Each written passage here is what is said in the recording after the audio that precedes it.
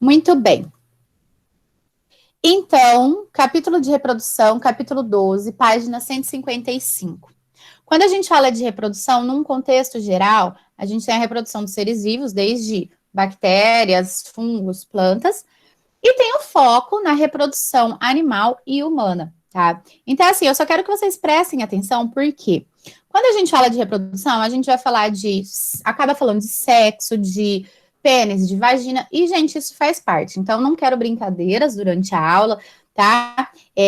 Nem um termo pejorativo, porque, afinal de contas, todos nós somos humanos, todos nós temos órgãos genitais, todos nós um dia vamos nos reproduzir. Então, isso faz parte, é na aula da biologia que a gente estuda isso e a gente tem a chance de entender um pouquinho melhor como o nosso corpo é formado, tá? Então, por gentileza, prestem atenção, sem brincadeiras, mas qualquer dúvida vocês me perguntem. Qual é a função da reprodução? Por que a gente se reproduz? Para perpetuar as espécies. Então, quando a gente pensa no sexo, né? O humano, ele aprendeu a fazer o ato reprodutivo, transformá-lo em ato sexual e transformá-lo e sentir prazer.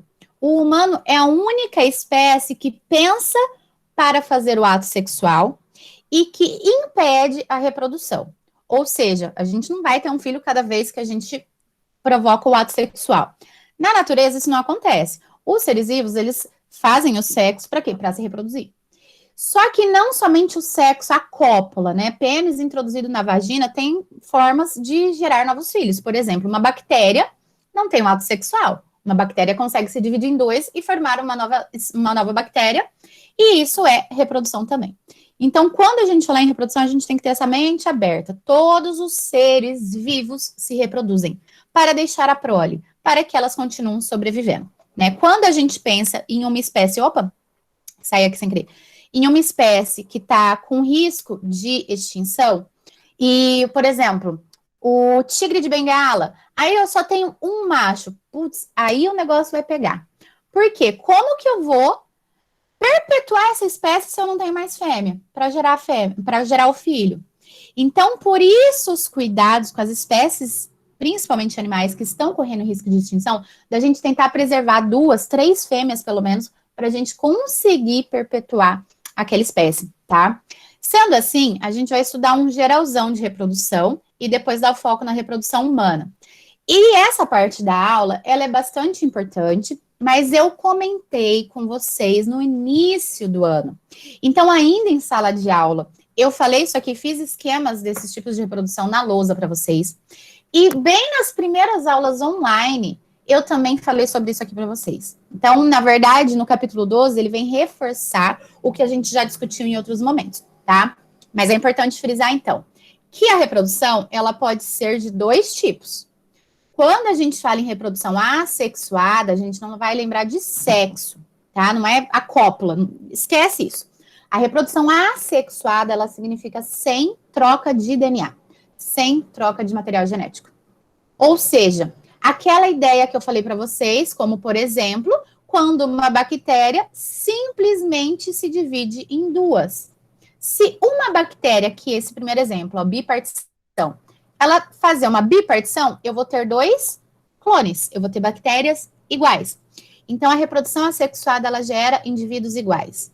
E aí, a gente tem várias formas de fazer essa reprodução assexuada, tá? Então, aqui, por exemplo, a bipartição, bactérias, protozoários e fungos unicelulares, algas unicelulares, indivíduos que possuem uma única célula, eles fazem bipartição.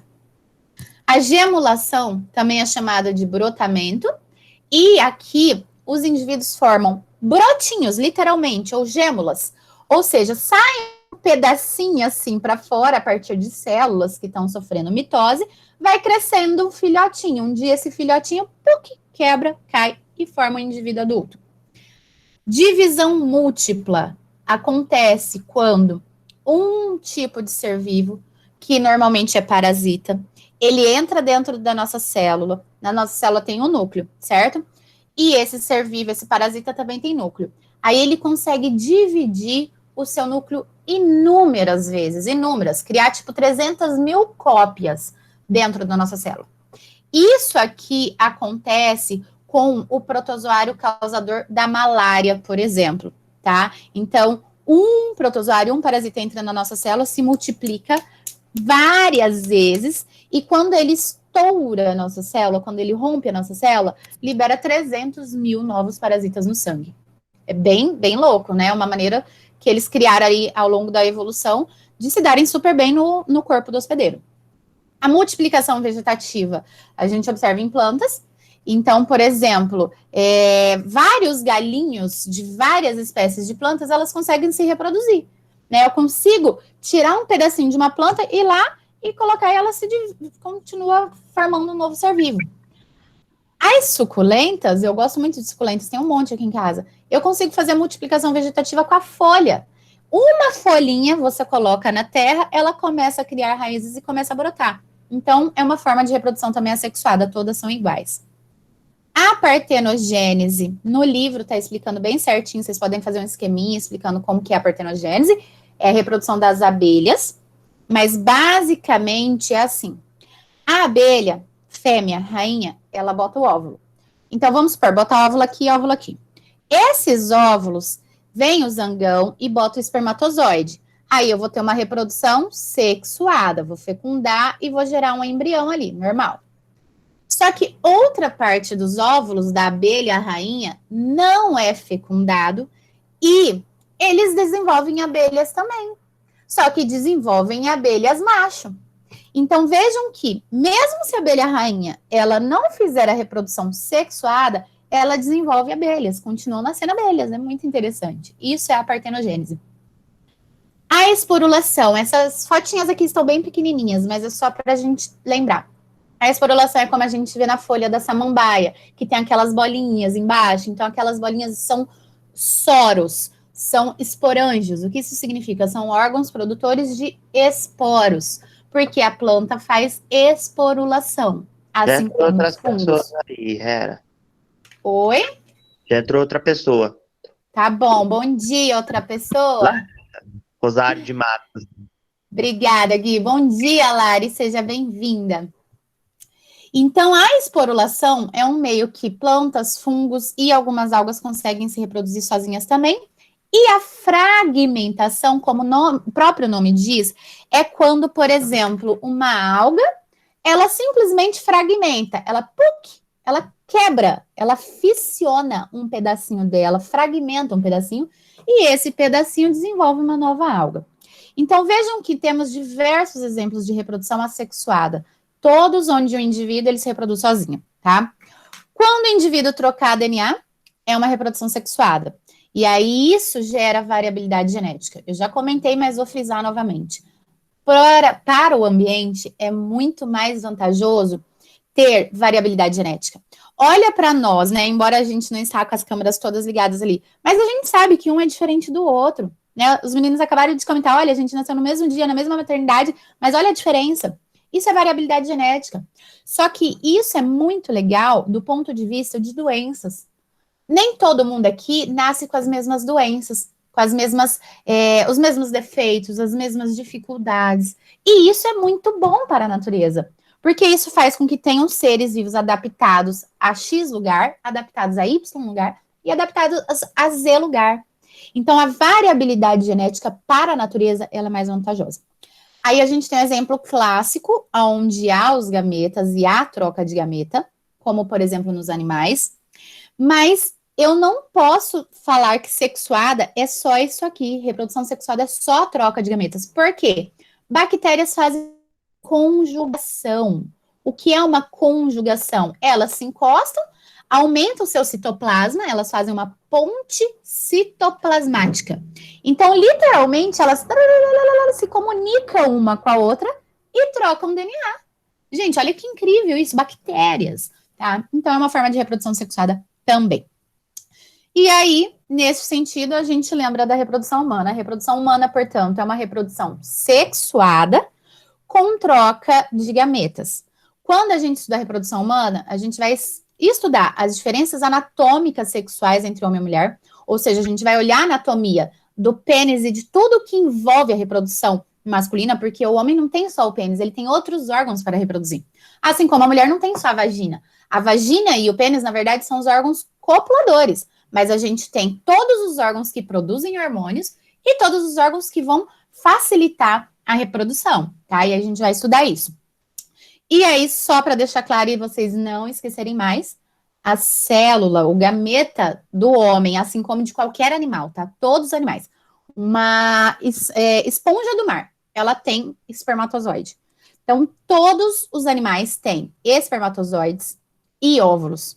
Normalmente, fêmeas têm óvulos e machos têm espermatozoides. Por que normalmente? Porque a gente vai falar do caso do hermafrodita depois, mais tarde. Lembrando que... Ó, Pois não. Larissa não te respondeu. Tá Você bom, às vezes... pedia pra ela. Às vezes ela tá sem fone, mas ela tá por aí. Obrigada, Gui. Vai me avisando qualquer coisa. Bom dia, professora. Aê, viu? Bom dia, Lari. Lari, que sala que você é mesmo, só para anotar aqui, por favor? Primeiro B. Tá bom, obrigada. Então, assim, só para lembrar que no início do terceiro bimestre, a gente estudou mitose e meiose. E aí, lembra que a meiose era para formar essas células aqui. Por quê? Olha essa última informação. Em cada gameta, só a metade do número de cromossomos. Então, os gametas são formados por meiose. Isso aqui é importantíssimo para eu formar um feto perfeito. Se esse espermatozoide vier com 24 cromossomos e esse óvulo, sei lá, com 25, imagina, essa criança vai ter 48 cromossomos. Cara, não pode. As crianças humanas perfeitas, elas devem ter 46 cromossomos. Então, a gente tem um processo de meiose para formar esses gametas. E no livro de vocês, tem uma parte que vai explicar essa meiose formando os gametas, tá? Esses gametas, deixa eu só sair aqui um pouquinho que fez um barulhinho. Esse barulhinho normalmente é quando alguém pede solicitação. Aí, permitir. Muito bem. Deixa eu voltar ali para a gente não perder. Seja bem-vindo quem chegou aí para agora. Acho que é o Igor. Então, a formação de gametas, ela se chama gametogênese. A gametogênese, ela pode acontecer de duas maneiras. A gente tem a gametogênese nos homens, que é a espermatogênese, para formar espermatozoide. E a gente tem a gametogênese nas mulheres, que é a ovogênese ou ovulogênese, ovulogênese, tá? Vejam que sempre termina com gênese. E aí é só vocês lembrarem assim. Lá na Bíblia, o primeiro livro da Bíblia é Gênesis, porque a palavra Gênesis significa formação. Então, gameta, gênese, formação de gametas. Espermatogênese, formação de espermatozoides. Óvulo-gênese, formação de óvulos, tá? Eu vou mostrar para vocês os dois processos, tem um slide para cada. Mas aqui, nesse desenho, tá bem legal. E esse esqueminha eu acho legal de vocês fazerem no caderno de vocês. É melhor do que fazer eles separados, que vai ficar mais complexo e bem mais difícil.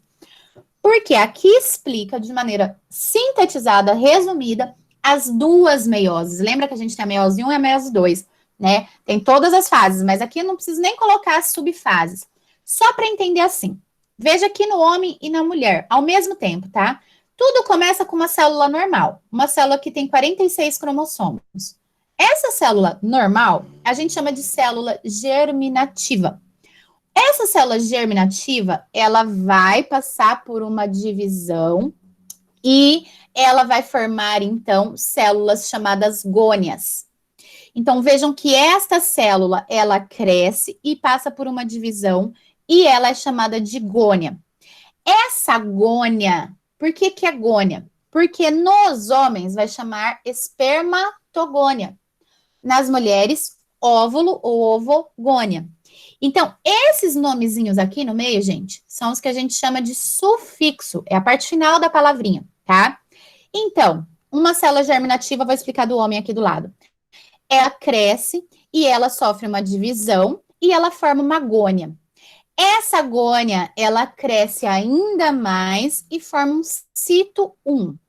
Espermatócito 1 ou espermatócito primário, ovócito 1 ou ovócito primário.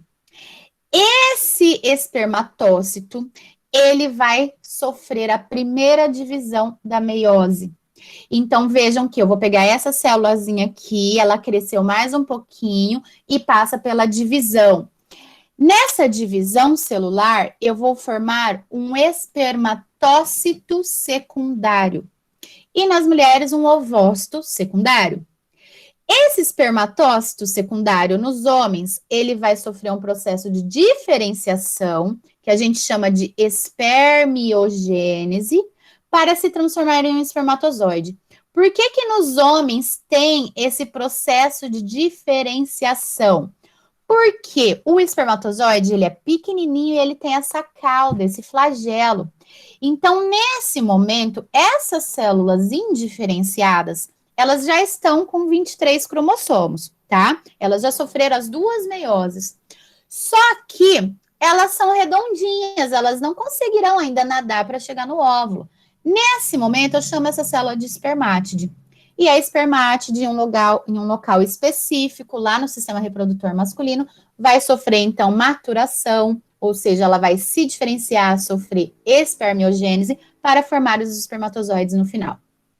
Então, o processo, ele é complexo, é complexo. Vocês precisam lembrar de todos esses nomes? Não, gente, eu tô falando para vocês entenderem, vocês têm que saber interpretar esses desenhos, tá? Outra coisa, o dia que vocês forem fazer um vestibular, que tá longe, é no 3º ano, mas vocês não vão estudar mais isso aqui até o 3º ano, tá? É a única vez, acabou. Para um vestibular, vocês têm que lembrar desses nomezinhos. Então, é importante vocês entenderem os desenhos para quando vocês forem revisar lá na frente, vocês lembrarem da aula, tá? No mesmo sentido, olhando agora para a mulher, eu tenho uma célula germinativa, ela cresce, sofre uma mitose normal para formar aqui mais células germinativas. Então, veja que eu tenho várias células germinativas. Essas células germinativas maiores, elas são chamadas de ovogônias. A ovogônia, ela vai passar, então, por um período de crescimento. Por que crescimento? Porque eu preciso dividir em várias célulazinhas. E o óvulo, ele é muito grande, gente. Olha aqui, nesse desenho bobo, já dá pra gente ter essa ideia da diferença. Mas aqui ainda tá uma diferença mínima. O óvulo, ele é cerca de 300 vezes maior do que o espermatozoide. Então, esse período de crescimento para o óvulo, ele é muito, muito importante. Aí, beleza. Nesse momento que o óvulo cresceu, ele se chama ovócito primário. Esse ovócito primário passa por uma divisão da meiose. Professora. Só um pouquinho, Gui, só um pouquinho. Essa divisão da meiose Não vai fui eu, formar... foi Matheus. Ai, desculpa. Essa divisão da meiose, ela vai formar ovócito secundário. Esse ovócito secundário vai passar pela segunda divisão da meiose e aí forma o óvulo. Então, veja assim, a gente tem célula germinativa, ovogônia, ovócito primário, ovócito secundário e óvulo. Só que só para finalizar aqui, para a gente não perder o fio, tá? Qual que é a diferença no final do processo? No final de uma célula no homem que fez as 2 meioses, eu formo 4 células filhas, normal. Meiose, uma célula forma 4 células filhas, né? E o homem forma 4 espermatozoides para cada uma célula germinativa. Agora a mulher não. Por quê? Essa uma célula, ela vai passar pela meiose, só que ela forma o que a gente chama de glóbulos polares ou polócitos. Vejam que nessa meiose eu formei um glóbulo polar ou um polócito. Aí essa célulazinha se divide em 2 de novo, essa grande se divide em 2 e forma mais um pequenininho. Então, olha esse processo finalzinho aqui da meiose nas mulheres. A cada uma célula germinativa, eu tenho somente um óvulo formado. E 3 células pequenininhas que serão degeneradas, descartadas pelo nosso corpo. Por que isso, gente? Porque a mulher libera bem menos óvulos. A gente libera um óvulo por mês. O homem libera 300 mil espermatozoides a cada ejaculação. Então, o homem precisa produzir uma quantidade muito maior de óvulos, de espermatozoides, e a gente precisa produzir menos óvulos, mas em um tamanho maior, porque vai abrigar o embrião depois da fecundação, tá? Matheus, o que você ia perguntar? Alô? Esqueci. Tá bom. Depois eu vou lembrar Tá. depois. É só porque tava no meio, assim, aí eu ia perder o fio, tá? Da meada. Então, só para vocês entenderem essa imagem. Quando a gente olha assim junto, é mais fácil da gente interpretar. E aí, quando a gente olha separado, faz sentido. Olha só esse próximo slide. Esse aqui é só da espermatogênese, tá? Ou seja, é só a formação dos espermatozoides. Então, aqui ele está mostrando célula germinativa, sofre mitoses, para eu ter várias células germinativas. Essas células germinativas, elas crescem. Aí, depois que elas crescem, elas sofrem a meiose 1, formando 2 células. Essas 2 células passam pela meiose 2, formando 4. Mas essas células ainda estão redondinhas, ainda não têm formato de espermatozoide, então elas passam por um processo de diferenciação, formando no final 4 espermatozoides.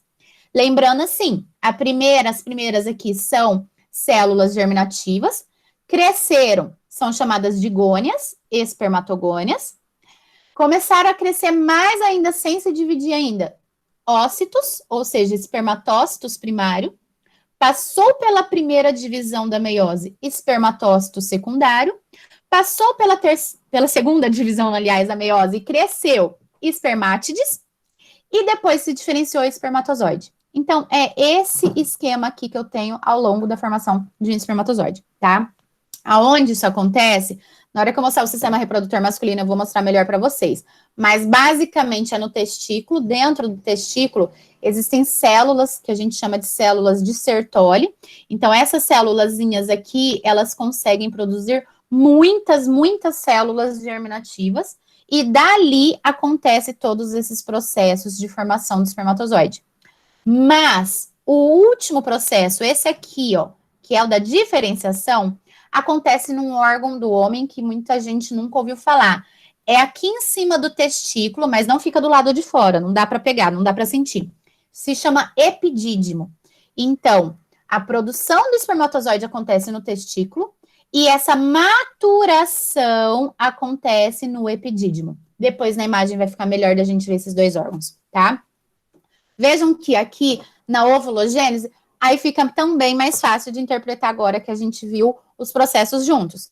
Então, a mulher, lá nos ovários, ela tem células germinativas. Essas células germinativas formam as ovogônias.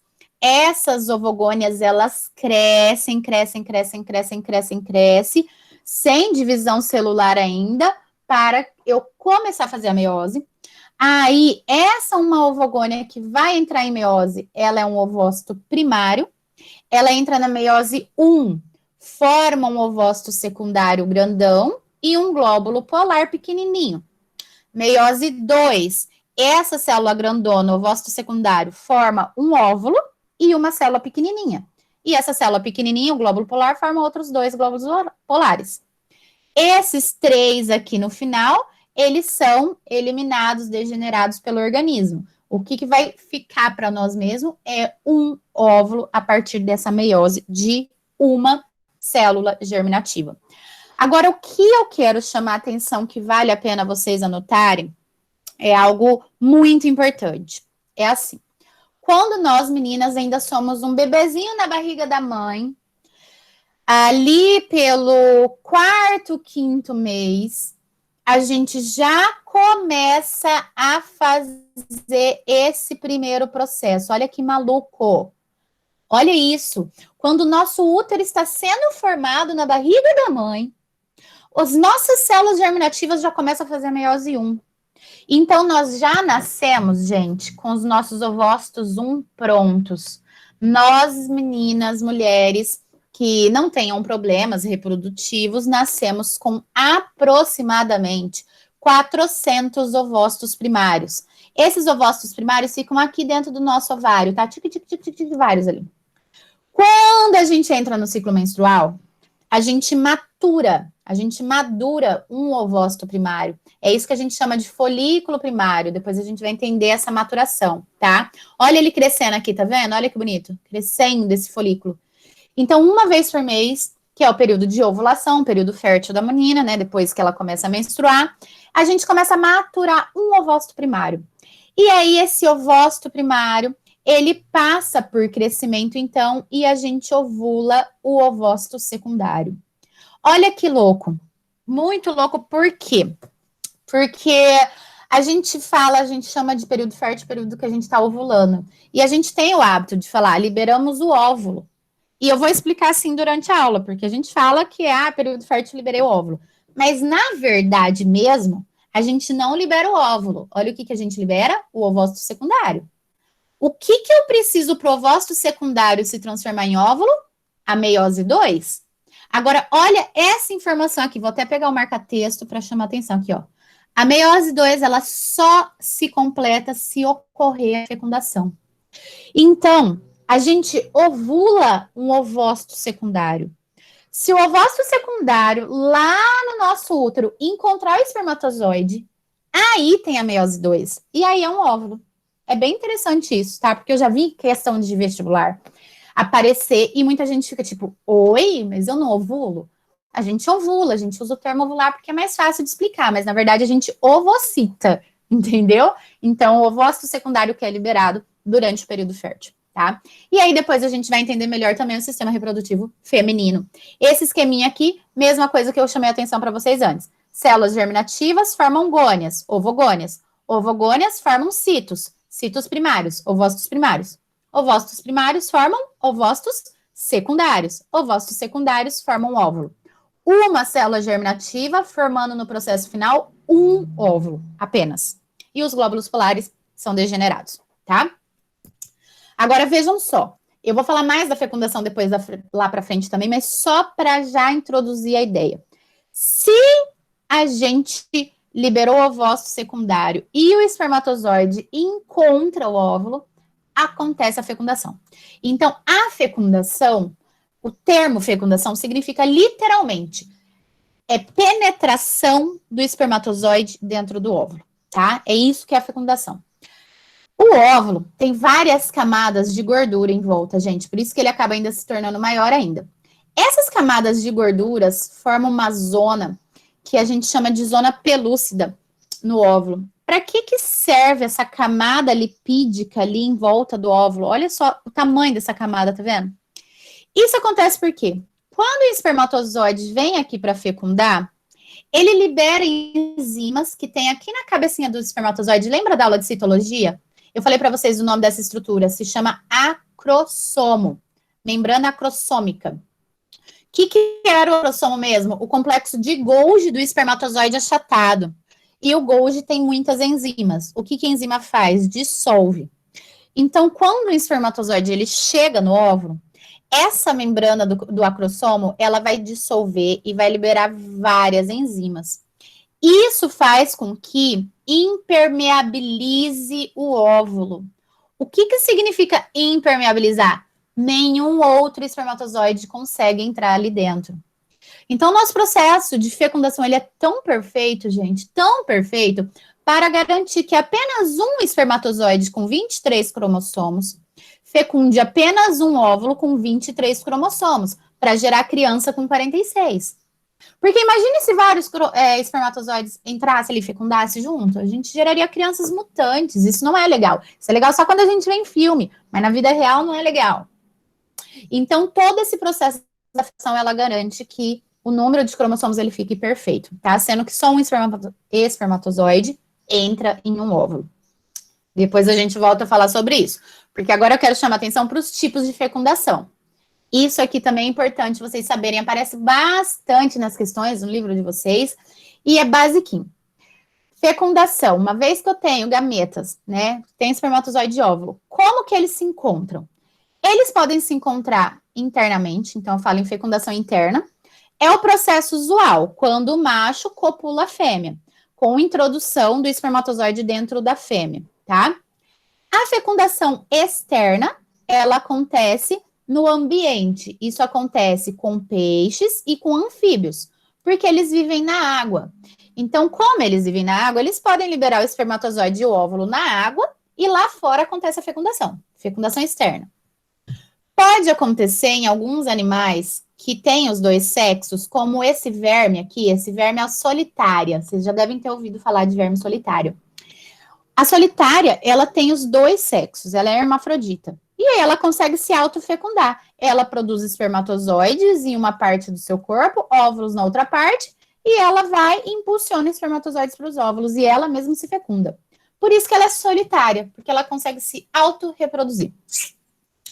E ainda, alguns animais que têm os dois, eles fazem a fecundação cruzada, como é o caso das minhocas, tá? As minhocas possuem as vesículas seminais e possuem também as regiões produtoras de óvulos. E aí, o que acontece? As minhocas, deixa eu pegar duas canetas iguais aqui, elas fazem fecundação cruzada, ou seja, elas grudam uma com a cabeça para um lado, outra cabeça para o outro, juntas, e ao tempo que essa passa espermatozoide para essa passa espermatozoide para essa. Ou seja, ambas ficam gravídicas. Então, são os tipos de fecundação que a gente encontra na natureza, tá? Agora, vejam só essa questão do hermafroditismo, que interessante que é. Eu só vou ter a autofecundação e a fecundação cruzada se o animal for hermafrodita. O que significa ser hermafrodita? Quando o ser produz tanto espermatozoides quanto óvulos.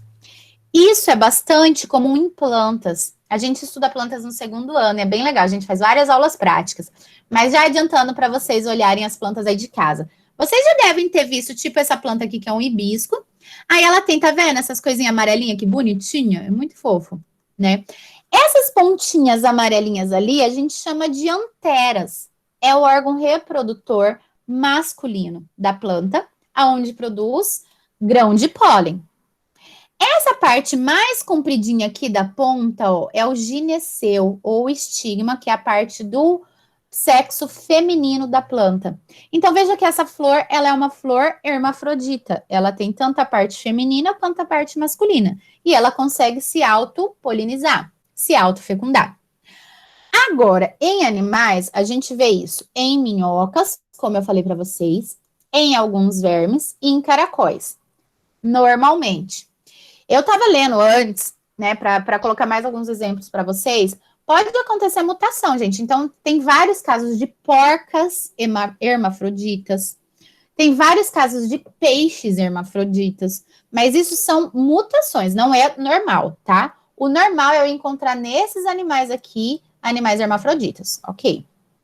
E no humano?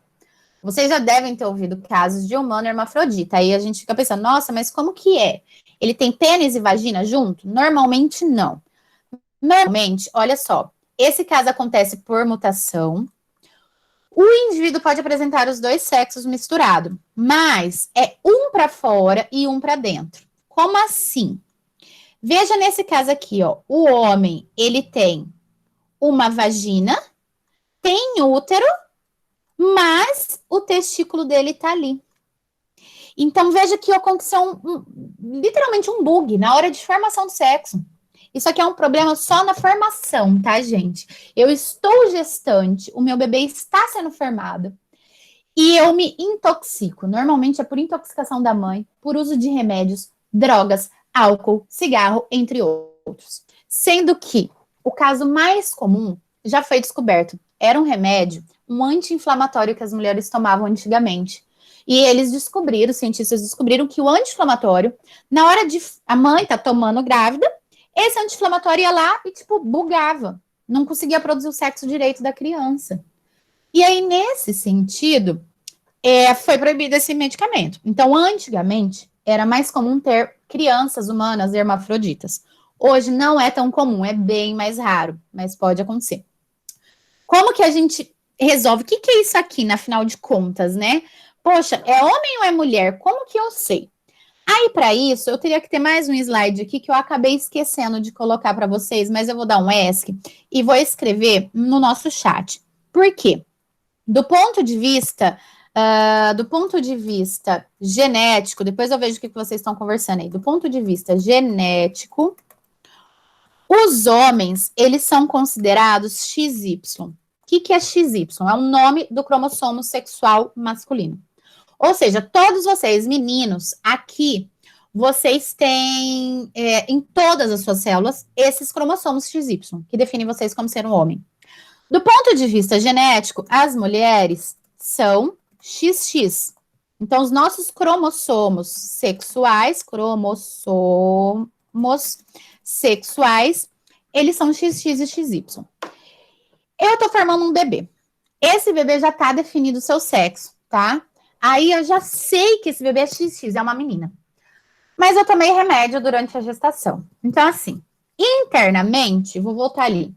Eu tenho os genes das células definindo que essa criança é menina. Começo a formar a vagina, né? Formei a vagina, começa a formar o útero, mas aí houve essa alteração, essa mutação, e de repente o meu sistema começa a produzir um órgão sexual masculino. Então a criança é XX, a criança é menina, mas eu começo a produzir um sexo masculino. Ou ao contrário, a criança, as células, os hormônios, internamente não tem útero, tá? Não tem nada aqui, então internamente é homem, mas aí não nasce o pênis e nem os testículos. Então, essa troca no humano, ela é só troca do órgão sexual. Como que a gente resolve isso? Cirurgias plásticas hoje resolvem tudo, tá? Nesse caso aqui, vai lá, arranca o útero, faz um implante. O pênis é um órgão que é muscular. Então, a gente faz um músculozinho do pênis ali e consegue fazer o órgão sexual masculino ou o órgão sexual feminino, tá? Então, o hermafrodita não tem nada a ver, gente, com relação sexual, com gênero, tá? Com ser homossexual, não. Não tem nada a ver. O hermafrodita, ele é um XX, uma mulher que nasceu com um pênis, ou um homem que nasceu com uma vagina, por erros durante a gestação, tá? E isso pode ser consertado via cirurgia. É bem importante lembrar disso aí. Respondendo o que eu estava vendo no chat ali, a gente vai ver até que parte da aula dá para eu passar para vocês, o restante eu envio sem problemas. Mas, a princípio, eu tinha pensado de 2 horas de aula, mas a gente pode terminar antes, sem problema nenhum, vocês vão me avisando aí. Vai ficar cansativo, se ficar cansativo a gente para, vocês só me avisam e me dêem um hello, tá? Mas eu vou até a parte que eu achar mais importante e a gente vai trocando ideia. Reprodução humana, então, como que ela vai acontecer, né? Com o encontro desses gametas formando sexo, formando feto. Para entender a reprodução humana, eu tenho que entender o sexo, então, masculino e o sexo feminino. Então, essas partes eu quero que vocês prestem muita atenção. O homem, ele possui externamente o pênis, que é um órgão muscular, ok? Externamente, a gente consegue ver literalmente as bolinhas. As bolinhas são o testículo, que são protegidos pela membrana, pela pele, que a gente chama de escroto. Então, literalmente, uma bolinha do homem, a gente chama de um escroto na biologia. É por isso que é chato a gente chamar o colega de escroto, entendeu? Porque o escroto, a bolsa escrotal, é a bolsa testicular do homem. Então, o homem possui 2 escrotos, 2 testículos, tá? Em cima desse testículo, como eu havia falado para vocês, existe o epidídimo. Então, dos 2 lados, vejam, tem o testículo e o epidídimo. Os espermatozoides são produzidos no testículo e são amadurecidos no epidídimo. Saindo do epidídimo, o homem tem os canais deferentes, que vão levar os espermatozoides até o local de saída para ejaculação, canal deferente. Só que até aqui só tem espermatozoide. Quando o homem ejacula, a gente tem um líquido, né? Um líquido branco. Esse líquido branco é uma mistura de 2 líquidos que o homem produz a partir da vesícula seminal. Então, ele tem essas, parecem glândulas aqui, tá vendo? Parecem bexiguinhas, ó. Essa vesícula seminal produz um líquido que vai nutrir esse espermatozoide para que ele não morra, ele tem que chegar lá no óvulo. Imagina o caminho, tem que passar pelo pênis, entrar pela vagina, entrar pelo útero, achar o óvulo. Então, a vesícula seminal produz um líquido que vai nutrir esse espermatozoide. E a próstata, gente, é esse outro órgão aqui, produz outro líquido, que é um líquido leitoso, que vai ajudar na proteção desse espermatozoide. Ou seja, o espermatozoide, ele tem que passar por dentro do pênis. E esse mesmo canal aqui, que é a uretra, é o canal que vem da bexiga e traz o xixi do homem. É o mesmo canal. O xixi, ele é ácido, a urina é ácida. Então, a próstata produz um líquido que vai proteger o espermatozoide dessa acidez, tá? E é por isso que é um líquido branco, ele é um líquido que lembra leite. O leite, ele é contra a acidez. Quando a gente está com queimação, toma leite. O leite, ele passa a queimação, porque ele tem um pH alcalino, um pH baixo, um pH alto, que é básico. Então, para... Pimenta? Oi? Que nem quando você come uma pimenta, o pessoal fala, toma leite, toma leite. Exatamente, exatamente, porque aquilo é muito, né, queima, é ácido. O espermatozoide, ele ia passar pela uretra queimando, ia matar os espermatozoides. Pode falar. Eu tinha perguntado uma coisa, só que daí eu acho que a senhora não viu. Mas eu Não queria ouvimos. perguntar, mesmo sendo tudo XY, e se tiver um XX no meio de tudo? Não muda nada, né? Mas não tem como, Não, assim, Cocô. porque a nossa célula, tipo assim, o óvulo e o espermatozoide vai formar a primeira célula do bebê. Então, ele já vai formar ou XX ou XY. Então, não tem como, no Entendi. meio de Ah, todas as sim. células, ter uma diferente, tá? Entendi. Obrigada. Beleza. Então, vejam que aqui, né, o sistema reprodutor masculino, olhando de frente, olhando de lado, é a mesma coisa. Testículo, epidídimo, canal deferente, eu tenho as vesículas seminais e a próstata. Aí, mais ou menos, deixa eu mudar aqui a cor da caneta, mais ou menos aqui, ó, é um ponto de encontro. É um ponto de encontro do quê? Do líquido da vesícula seminal, do líquido da próstata e dos espermatozoides.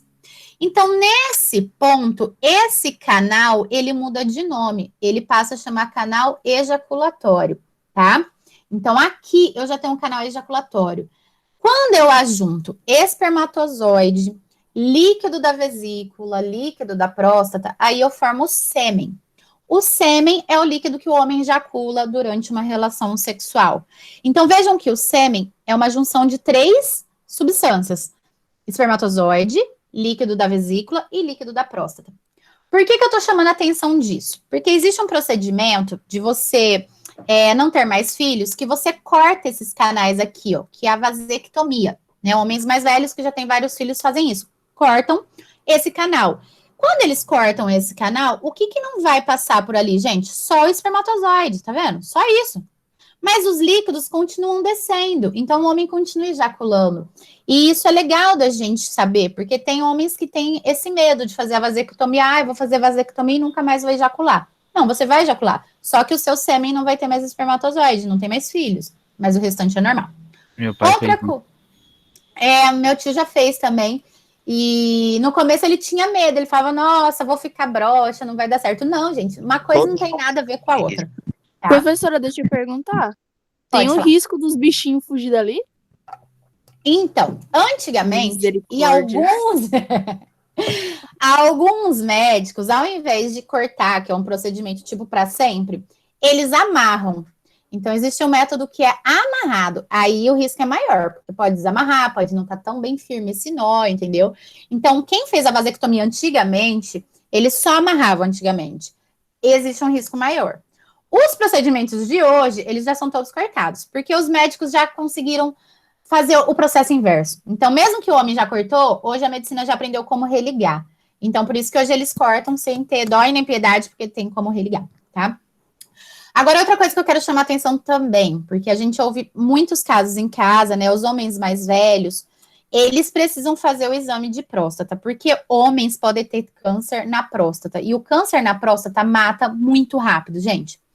A próstata é um órgãozinho que, olhando assim nessa anatomia lateral, se vocês olharem a entrada do ânus, é muito próximo ao ânus. Então, o exame para detectar câncer de próstata, ele é o que a gente chama de toque retal. Ou seja, a médica vai lá, introduz o dedo para sentir como está a próstata, porque a próstata ela é molinha.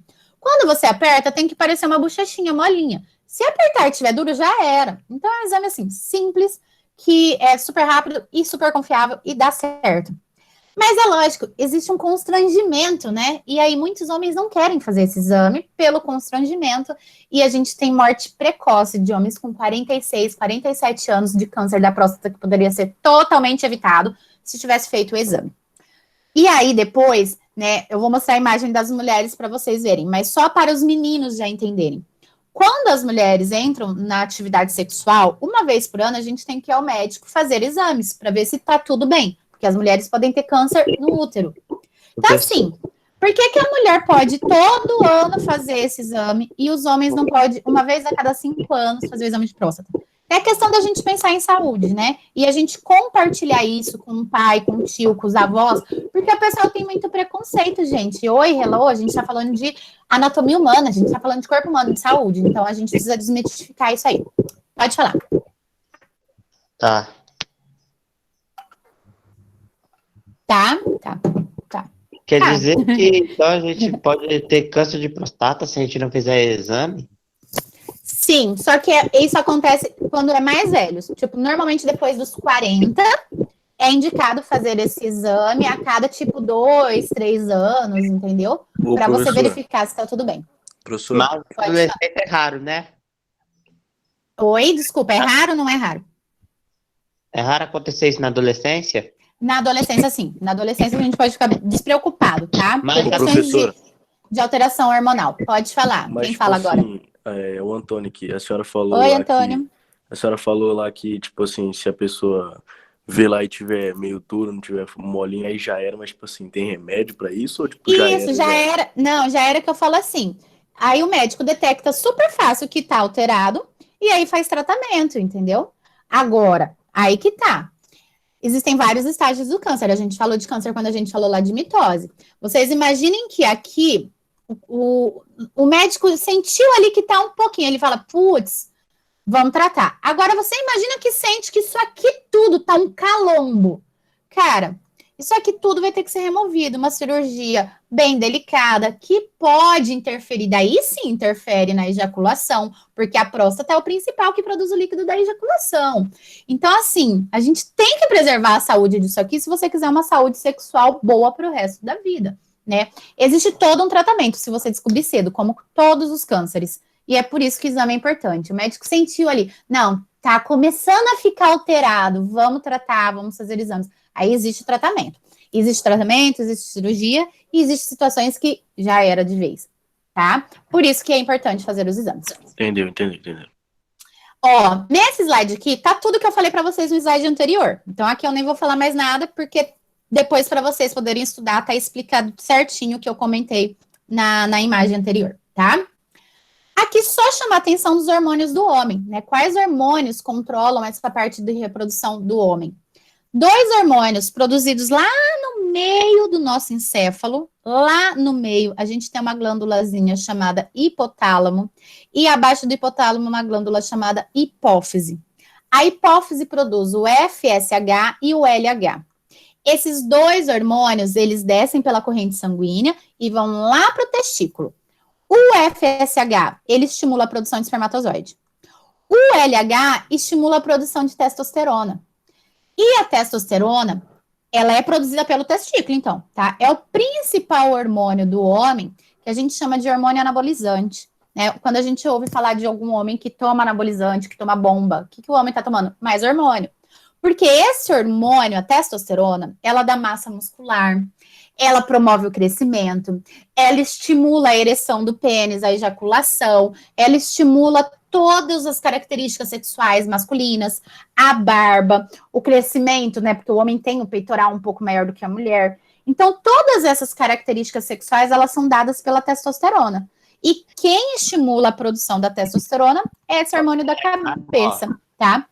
Então, é importante lembrar desses 3 hormônios. O homem tem 2 hormônios hipofisiários, que significa da hipófise. A hipófise é com H, que é o FSH e o LH. E eles estimulam a produção de espermatozoide e a produção de testosterona. A testosterona é um hormônio que a gente fala de gonadal, que significa que é produzido pela gônada. O que é a gônada? É o órgão sexual que produz hormônio sexual, no caso, o testículo, tá? E aí eu só coloquei uma setinha aqui para indicar que é muito louco, porque existe um controle, assim, que a gente chama na biologia de feedback. O que é o feedback? É quando um hormônio estimula o outro.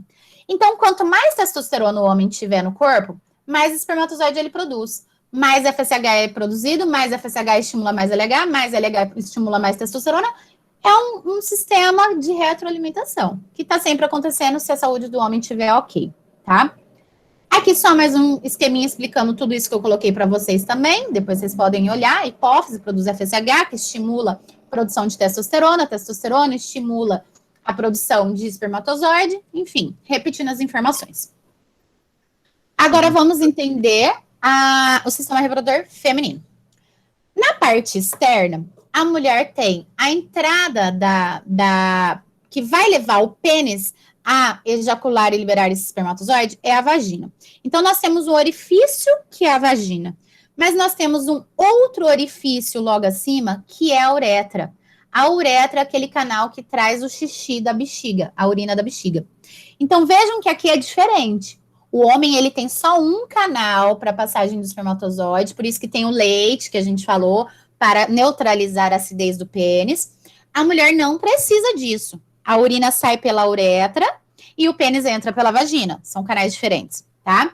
Nós temos pequenos e grandes lábios, que é toda essa parte membranosa que forma a vulva, né? Ou seja, a parte externa da vagina.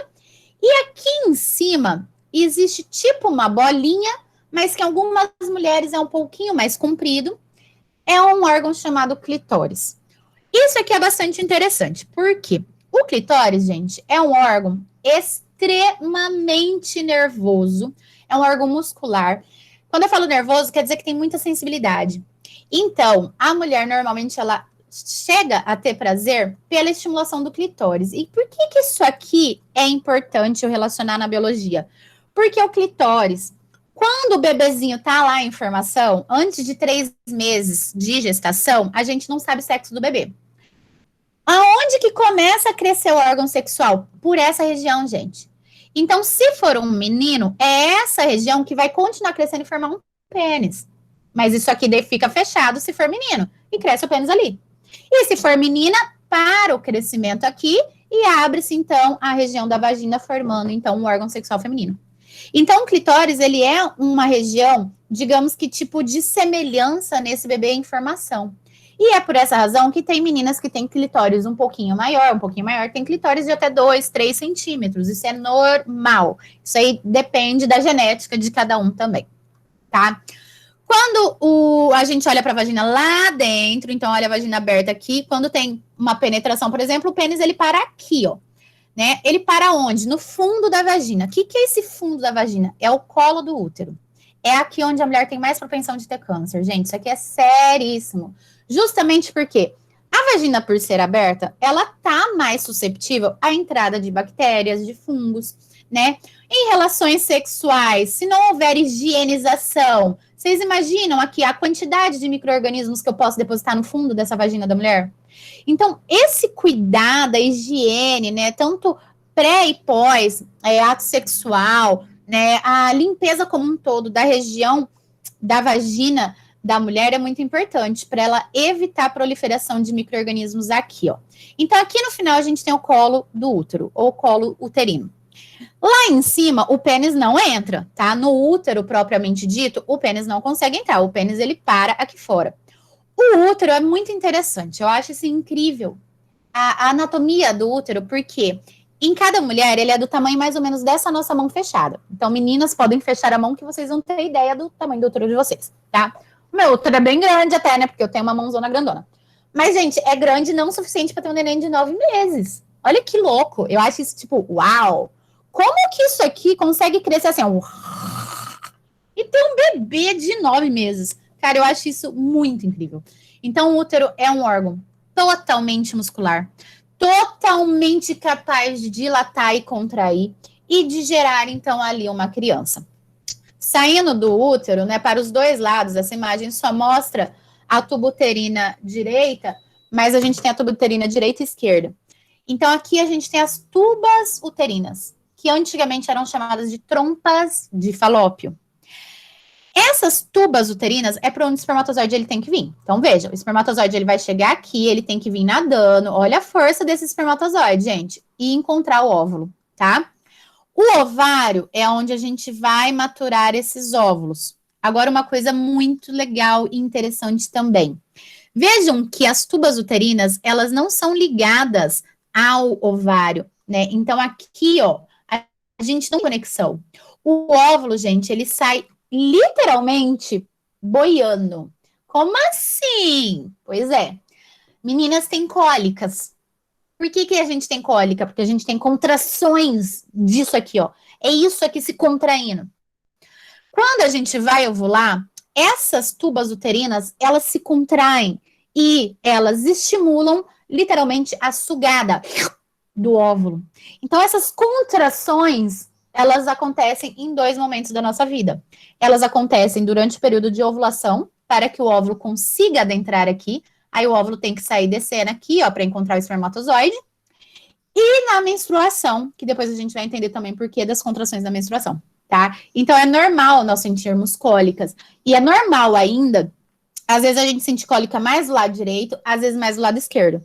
Porque, normalmente, a mulher libera por mês um óvulo do lado direito, no outro mês, um óvulo do lado esquerdo.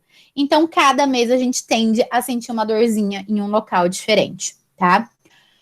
Agora que vem elas. E é a parte mais extensa da aula, o resto depois é balela, é de boa. Mas essa parte aqui, assim, eu acho que é mais complexa, então eu quero que vocês prestem muita atenção. Tentem não interromper, depois eu abro para perguntas, tá? Para a gente entender a dinâmica do ciclo menstrual. Porque a mulher tem 4 hormônios. Lembra do homem? FSH e LH, produzidos aqui em cima, e testosterona, produzido lá embaixo. A mulher tem FSH e LH, produzidos aqui em cima, estrogênio e progesterona, produzido lá embaixo. Então, nesses próximos 2 ou 3 slides, eu vou explicar para vocês como que acontece esse controle hormonal da mulher. E por que que a nossa vida é uma caixinha de sobe e desce, né? Às vezes, homens não entendem. Ai, mas por que que você tem tanta TPM? Cara, a gente tem tanta alteração hormonal, e isso acontece a cada 28 dias. A nossa vida é um carrossel. Carrossel não, é uma montanha-russa. Se fosse carrossel, tava bom. A nossa vida é assim, ó, pá! Pico de um hormônio, queda do hormônio. Pico do outro hormônio, queda do outro hormônio. Cara, é uma loucura. Então, prestem atenção. Começando aqui por partes e devagar. A ovulação faz parte do ciclo menstrual. E envolve a interação dos hormônios hipofisiários, que é o FSH, e o LH, com os hormônios ovarianos, o estrogênio e a progesterona. O ciclo menstrual de uma mulher normal, ele dura 28 dias. Por que que eu tô falando uma mulher normal? Não é uma mulher normal, tipo assim, excluindo as mulheres, tá? É uma mulher sem interferências do ambiente, o que não existe. Porque a gente tem estresse, às vezes a gente pode estar susceptível ao uso de álcool, drogas, cigarro, tomar hormônio, né, atletas. Então, vejam que tudo que eu fizer no meio externo vai interferir nesse meu ciclo normal de 28 dias. Por isso que eu falei, se a gente fosse considerar uma mulher normal, sem interferência do mundo, que se alimenta super bem, que tem os níveis de hormônios todos estáveis, o ciclo duraria 28 dias. E esse ciclo, então, ele pode mudar de acordo com os hábitos de cada uma. Mas considerando 28 dias, tá? O ciclo menstrual, ele se inicia no primeiro dia da menstruação. Então, por exemplo, hoje, vamos supor que hoje é o dia 1, para ficar mais fácil, dia 1º de novembro. Se eu menstruei hoje é o meu primeiro dia do meu ciclo menstrual, tá? As taxas dos meus hormônios, elas estão baixas no primeiro dia de menstruação.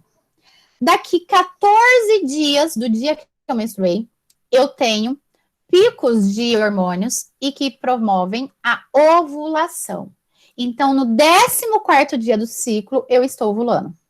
Hoje, dia 1º, eu menstruei. Dia 15, 14 para 15, eu estou ovulando. Daqui mais 14 dias, ou seja, no 28º dia, a menstruação. E aí começa o ciclo de novo, entendeu? 28 dias, menstruou, primeiro dia da menstruação, começa o ciclo. Então, olha a nossa vida. Menstruo hoje, 14 dias ovulo, 14 dias menstruo, 14 dias ovulo, 14 dias menstruo. É isso, é de 14 em 14 dias, considerando um ciclo regular, tá? A primeira menstruação da mulher, a gente chama de menarca. Antigamente, ela acontecia mais tarde. Era normal as meninas menstruarem pela primeira vez até os 18 anos. Hoje ainda pode acontecer, com uma ou outra menina pode acontecer, tá? Mas o fato é que a nossa alimentação de hoje estimula os nossos hormônios. Então, excesso de lipídio, excesso de gordura, excesso de hormônios nas comidas, porque frango que a gente come vem com hormônio. Todas essas alterações nos hábitos alimentares, elas estão fazendo com que a menarca seja mais cedo.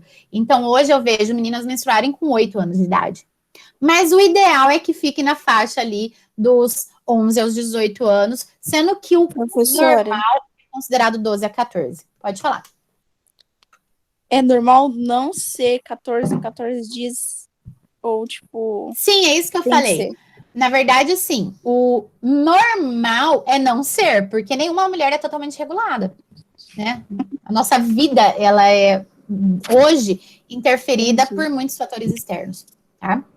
Certo. A última menstruação da mulher a gente chama de menopausa. Então, quando as mulheres mais velhas, tipo assim, as mães, as avós, elas também começam a ficar muito estressadas, passam por uma alteração hormonal, gente, drástica. Porque tudo isso que ela passa uma vida inteira tendo esse ciclo de 14 em 14 dias de hormônios, de repente vem tudo de uma vez, uma bomba de hormônios e pá, acaba. Isso é a menopausa. Ela tende a acontecer por volta dos 48 aos 55 anos, tá? Agora vejam só. Prestem atenção aqui, eu já deixei algumas coisas grifadas para depois ficar mais fácil para vocês copiarem, tá? Como que acontece a ideia dos hormônios na mulher? Então, vamos acompanhar ali e eu vou tentar mostrar para vocês. O FSH, aqui na cabeça, ele desce pela corrente sanguínea, ele vai chegar lá no nosso ovário e vai maturar alguns folículos. Lembra os folículos lá que eu falei para vocês, que a gente já nasce com eles? Então, FSH estimula os folículos a madurarem.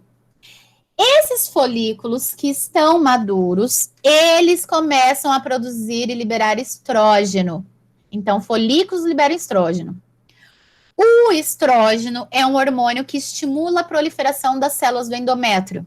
Endométrio é a parede do nosso útero. O que eu quero dizer com isso aqui? Presta atenção. Quando as células do endométrio proliferam, o nosso útero, ele incha de sangue, literalmente. Ele fica mais gordinho. É por isso que a gente sente o pé da barriga aqui, o útero inchado. Por que o endométrio, ele incha? Qual que é a função de eu ovular, gente? Eu ter filho. Essa é a função. Então, uma vez por mês, o nosso corpo vai se preparar para receber bebê. Uma vez por mês. Isso quer dizer que uma vez por mês, o nosso útero, ele vai ficar gordinho de sangue, porque vai vir um bebezinho e vai grudar ali. Então, se eu tiver a fecundação, se eu formar um bebê, esse bebê vai ficar implantado no útero. E é por isso que eu tenho esse espessamento do endométrio, tá? Outra coisa que o estrógeno faz. O estrógeno tem aquele sentido que eu falei para vocês, que é de feedback. Ele estimula a hipófise, a região encefálica, a liberar o outro hormônio, que é o LH. Eu chamo de feedback positivo, um hormônio estimulando o outro, tá? O LH, ele desce pela corrente sanguínea, chega lá no meu ovário e promove a ovulação. Então, ele libera esse óvulo. Olha o óvulozinho aqui dentro, tá vendo? Tem um desenho bonitinho ali no cantinho. O óvulo sai. O pico de LH coincide com o folículo maduro no 14º dia. Isso é a ovulação. Ovulei. Vejam que o meu folículo, que o óvulo saiu, depois esse desenho pequenininho ali vai ter maior para vocês olharem. Ele fica vazio, tá vendo? Então, eu tenho uma casinha vazia ali. Essa casinha é o folículo vazio, que saiu o óvulo de dentro, na verdade o ovócito, né, que a gente já sabe, mas o folículo ficou vazio. Esse folículo vazio, ele se transforma no que a gente chama de corpo lúteo, tá? Essa marquinha no nosso ovário. E esse corpo lúteo, ele produz mais estrógeno e ainda secreta um outro hormônio chamado progesterona. Agora, pensa só, mais estrógeno, mais espessamento do endométrio. Meu endométrio tá... Eu ovulei. Gente, tá vindo bebê, vamos espessar esse endométrio. Agora, a progesterona ainda, ela provoca, gente, mais alterações no nosso organismo. Ela aumenta ainda mais o endométrio e ela começa a estimular a produção de leite. Olha que loucura. Por isso que o nosso seio, ele incha. Porque eu tô promovendo a produção de um filho, cara. É muito incrível isso. Nesse momento, juntos, esses dois hormônios, estrógeno e progesterona, eles inibem a produção de LH e FSH. Ou seja, eu posso começar de novo o meu ciclo? Não, eu vou ter um bebê. Então, nesse momento de estrógeno e progesterona, a gente não produz mais esses hormônios da cabeça. E aí, o meu corpo tá esperando esse bebê. Isso vai induzir a atrofiação do corpo lúteo, ou seja, esse corpo lúteo aqui, ele vai começar a atrofiar, vai começar a sumir. Quando esse lúteo se atrofia, ele forma uma bolinha bem pequenininha ali no canto que a gente chama de corpo branco. Esse corpo branco, ele está ali por quê? Porque está diminuindo a minha... porque está diminuindo, não. Porque eu estou percebendo que não entrou o espermatozoide Não teve ovulação. E aí esse corpo branco, ele vai dar um sinal para o corpo da mulher. Gente, não teve filho, não foi dessa vez. Vamos parar tudo que a gente está fazendo. Aí o corpo branco interrompe a produção de estrógenos e progesterona. Sem esses hormônios, o que vai acontecer com o meu útero que estava gordinho para receber um bebê? Ele vai descamar. E é isso que é a menstruação. Então, a menstruação ela é o descamamento da parede do útero, que se chama endométrio.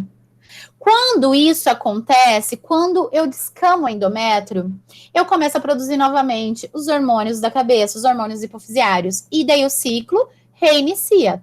Aí o FSH estimula folículos, folículos produzem estrógeno, estrógeno, LH, LH, ovulação, ovulação, estrógeno, progesterona, endométrio. E o ciclo reinicia. Olha que loucura. Agora, uma coisa que é interessante. Como que o nosso corpo ele percebeu que não houve a fecundação? Como que ele faz com que esses hormônios vão diminuindo e ele descame o útero e reinicia o ciclo? Na verdade, quem mantém os níveis de estrógeno e progesterona alto no nosso corpo é o folículo, é o corpo lúteo, até ter a fecundação. Quando tem a fecundação, o bebezinho recém-formado, 4 a 5 dias, gente, ele já começa a produzir um hormônio. 4 a 5 dias. Olha que loucura. E aí a gente pensa assim, nossa, é normal um aborto com 1 mês, ele nem tá formado. Mas eu tenho um monte de célula que com 5 dias tá liberando hormônio. E esse hormônio se chama HCG. É aquele hormônio que a gente faz o teste de urina para saber se tá grávida ou não. E aí, quando tem HCG na corrente sanguínea, o corpo lúteo, ele não se transforma no corpo branco. Então, eu mantenho os níveis estáveis de estrógeno e progesterona. Agora, aqui no cantinho eu coloquei, né? Na ausência de HCG, eu não vou ter, então, essa informação. Ou seja, gente, não tem HCG, não tem filho, não deu certo, vamos descamar, vamos começar de novo, vamos tentar de novo. E aí a gente passa medo de novo no próximo mês. Tudo isso que eu falei para vocês é bastante informação, como eu falei para vocês. Eu acho que é a parte mais complexa do capítulo, tá? Mas é muito importante para a gente entender esses processos na mulher. E isso que eu escrevi ali está resumido no tipo de gráfico como esse. Esse tipo de imagem aqui é perfeita, mas é muita informação em uma imagem só. A gente tem que saber interpretar. Aqui tá falando tudo junto e misturado. É como se você fosse sobrepor, tá? Sobrepõe essas informações e faz um desenho só. Como assim? Isso aqui tá lá no meu ovário, ó. O que vai acontecer no meu ovário mesmo? O FSH vai estimular a maturação do folículo, né? Então, se eu estou estimulando maturação do folículo, olha aqui o meu FSH presente na minha corrente sanguínea, estou estimulando. O folículo maduro, ele estimula a produção do que mesmo? LH. Olha o pico de LH acontecendo aqui. Pico de LH faz o que mesmo? Ovulação. Quando eu ovulo, eu estou liberando muito estrógeno, muita progesterona no meu corpo. Porque eu tenho a presença de um corpo lúteo. Estrógeno e progesterona junto faz o que com a parede do meu endométrio? Olha aqui do meu útero. Olha a parede grossa de sangue. Isso quer dizer que eu vou receber um neném. Mas eu formei um corpo branco, não tenho HCG. O que vai acontecer com a minha progesterona e estrógeno? Puc, vai cair. O pico vai descer. Esse pico desce, nossa parede do útero desce junto e a gente menstrua. Aconteceu isso, daqui 14 dias começa tudo de novo. E assim é a nossa vida. Olha esses picos de hormônios que eu falei pra vocês ao longo de 28 dias, gente. É muita loucura. A vida da mulher é muita loucura. Mas aí eu volto a reforçar o que a colega também acabou de perguntar, tá? A mulher vai fazer isso aqui certinho, daqui 14? Normalmente não. Por isso o método contraceptivo chamado tabelinha, o que é tabelinha? Peraí, vou pegar aqui, eu tenho um calendário aqui em cima. Eu tenho uma tabela, um calendário. Eu literalmente vejo, olha, menstruei hoje, aí eu anoto, menstruei. Ah, daqui 14 dias, 1, 2, 3, 4, 5, 6, 7, 8, 9, 10. Oi? Acabou de entrar a Nicole. Nicole, seja bem-vinda. Obrigada, querido. Ó a tabelinha aqui, ó. Nossa, hoje eu menstruei, então quer dizer que dia 15 eu vou ovular. Se eu vou ovular dia 15, eu não vou transar, então, no dia 13, 14, 15, nem 16, nem 17, porque eu corro risco de engravidar. É isso que a gente faz na tabelinha. A gente faz uma estimativa estimativa do dia que a gente vai ovular, e aí coloca 2 dias para mais, 2 dias para menos, para evitar a fecundação. Só que, gente, eu posso contar com isso aqui? E se nesse mês eu tive insônia todo dia? Vocês acham que isso não vai interferir nesses gráficos aqui? E se eu comi errado esse mês inteiro? E se eu usei algum remédio? Cara, antibiótico. Vocês não têm noção quanto antibiótico desregula isso aqui. Eu conheço muita gente que engravidou tomando antibiótico. Inclusive minha comadre do 5º filho, tá? Tá o bebezinho lá, 3 meses nascido. Ela tava tomando anticoncepcional, tomando antibiótico. O antibiótico cortou o efeito, desregulou tudo. Então, a gente crer que o nosso ciclo ele vai seguir isso certinho não é ideal. Mas essa dinâmica hormonal que eu apresentei para vocês, ela serve para a gente entender o ciclo menstrual feminino, tá bom? E aí, nesse sentido, gente, nesse slide aqui, ó, é só um resumo para ajudar vocês a estudar também. E quem quiser fazer o registro, eu coloquei pautado, da mesma forma do slide anterior, mas todo o procedimento que acontece na mulher até que aconteça a menstruação. Então, é uma informação a mais para vocês estudarem e ajudar a entender o ciclo menstrual. Aqui, o que eu mostrei para vocês, da tabelinha, ó, menstruei. Ah, então vou ovular. Ah, então meu período fértil é aqui nesses dias. Mas isso aqui depende de N situações no ambiente, como eu já frisei para vocês. Agora, para que isso aqui seria legal? Eu fazer uma tabelinha. Se eu quero engravidar. Aí a história já muda. Vamos supor, tô tentando ter filho com o esposo, né? Mas nunca dá certo. Aí eu vou lá, hoje eu menstruei. Aí eu conto os 14 dias, eu falo, então nessa semana aqui eu vou tentar ter filho. Aí é mais certo. Agora, evitar esse período, quer dizer, usar o período de fértil, período de ovulação para evitar a gravidez, não é legal, tá? E aí, nesse sentido, só mais algumas informações, a nossa aula tá quase chegando ao fim. Falei para vocês, a parte mais complexa era até agora, então não vai durar muito mais, não. A mulher, ela ovula, tá? A partir da puberdade. Normalmente, essa ovulação, como eu falei para vocês, é do lado esquerdo no mês, do lado direito no outro. Onde acontece a fecundação? Gente, ela tende a acontecer nessa região aqui, ó, que a gente chama de terço inicial da tuba uterina. Não é normal a fecundação acontecer antes ou depois. Isso aqui pode fazer com que o embrião, ele grude no útero tardiamente. E é por isso que a gente tem algumas gravidez de risco, em que o embrião está implantado muito baixo. E a mulher pode perder, ela pode ter um aborto espontâneo. Então, o ideal é que essa fecundação ela aconteça aqui, ó. Por quê? Porque dá tempo de 4, 5 dias formar aquele embrião que já produz hormônios e ele grudar no meio do nosso útero. Esse grudar no útero eu chamo de nidação, tá? É quando o embrião ele é implantado no útero, uma nidação. Então, essa nidação, ela tem que chegar aqui. Olha que perfeito, gente. Analisa agora essa imagem. Imagina esse útero já gordinho de sangue, pronto, irrigado para receber esse feto. É muito incrível isso. E aí, às vezes, alguém pode perguntar assim, mas por que tem que estar gordinho de sangue? Porque qual é a função do sangue no nosso corpo? Distribuir oxigênio e alimento, nutrientes, células do sistema imune. Então, a partir do momento que eu tenho um útero irrigado de sangue, eu vou ter nutrientes ali sendo distribuídos para esse embrião, tá? E aí, vou ter condições de criar esse filho dentro do meu útero. Aqui só para a gente visualizar como um todo, né? Qual que é a trajetória do espermatozoide desde quando ele é produzido?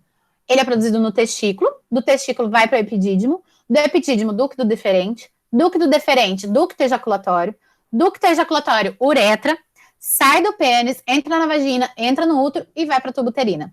Cara, é muito longo a trajetória do espermatozoide. Aqui é a informação de números que eu falei para vocês. Em uma ejaculação, o homem ele ejacula mais ou menos 2 a 4 ml de sêmen. É claro, às vezes menos, às vezes mais, mas é uma média. Cada ml tem cerca de 100 milhões de espermatozoides. Então, vocês imaginem que um homem ejacular de manhã, ele libera 300 milhões de espermatozoides. Se ele ejacular à noite, mais 300 milhões de espermatozoides. É por isso que a meiose acontece o tempo inteiro no testículo. O tempo inteiro o homem está formando espermatozoide, tá?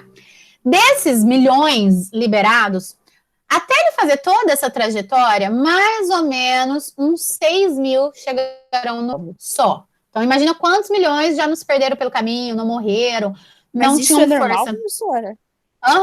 É por isso que ele produz tanto. Misericórdia. É muito louco, né? É por isso que tem esses memezinhos, tipo esse aqui de baixo, né? O Michael Phelps é um nadador super famoso. Aí, tipo assim, ó, milhões de espermatozoides lá pra baixo. Ah, o Michael Phelps. Tem, cara, são poucos que conseguem chegar até lá no terço inicial da tuba uterina. Então, muitos espermatozoides ficam para trás.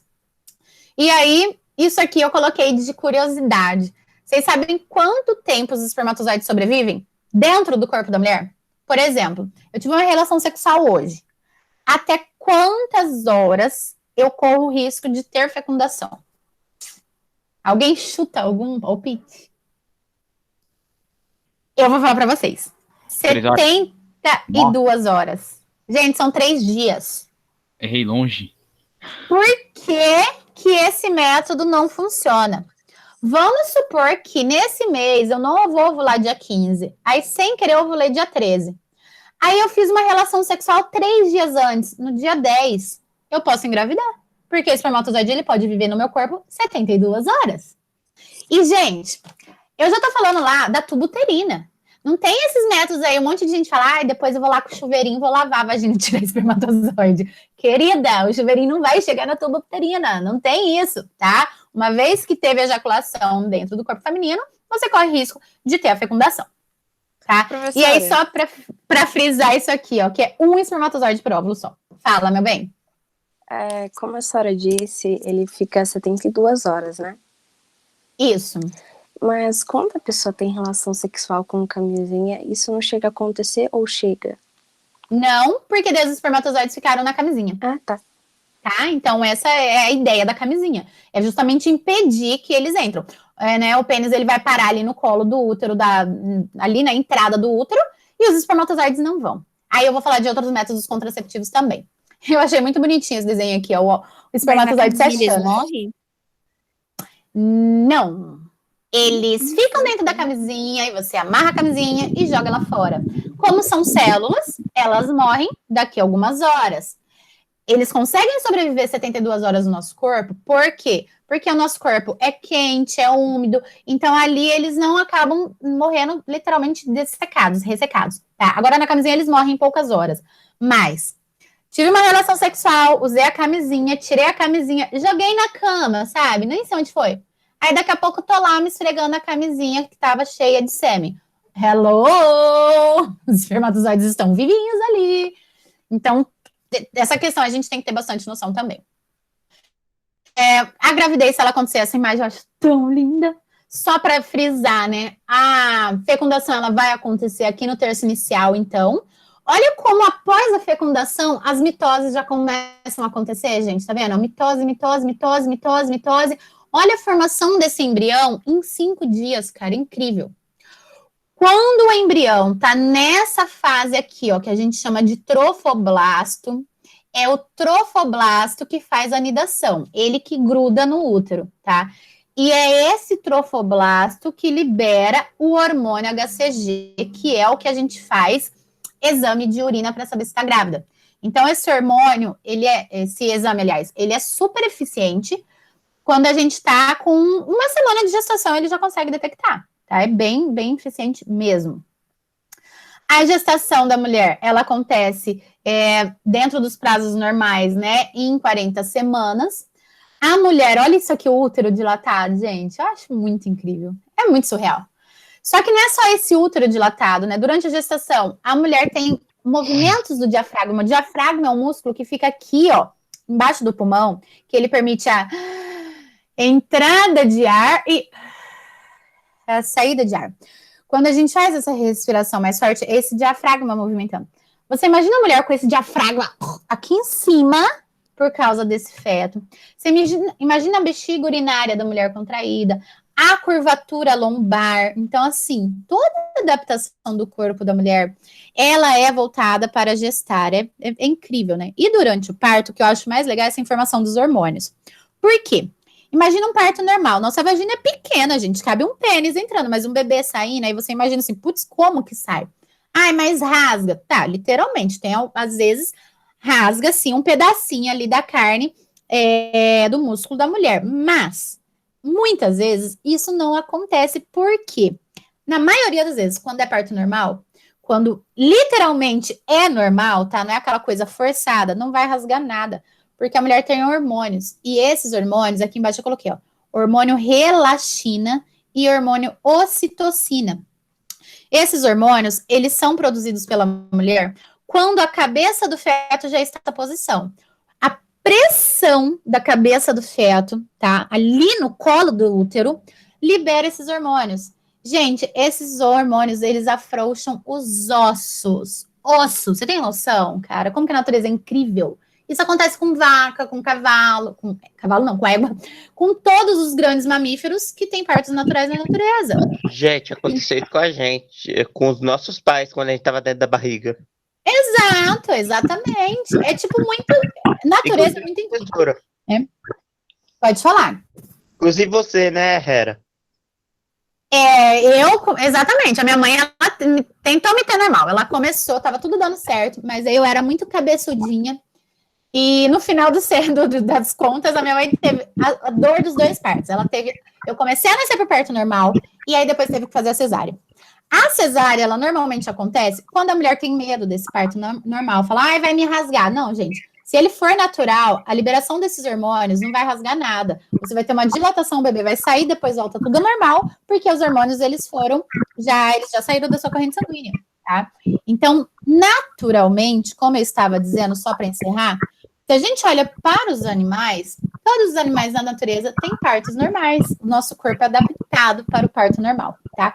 Claro que, em algumas situações, como foi o caso da minha mãe, teve muita dificuldade e aí teve que fazer o parto cesárea. No parto cesárea, é feito um corte bem nessa região abaixo aqui, só que você acaba cortando várias camadas, né? Imagina, camada de músculo, de gordura, até você chegar no bebê e retirar o nenê também naturalmente ali pelos procedimentos médicos.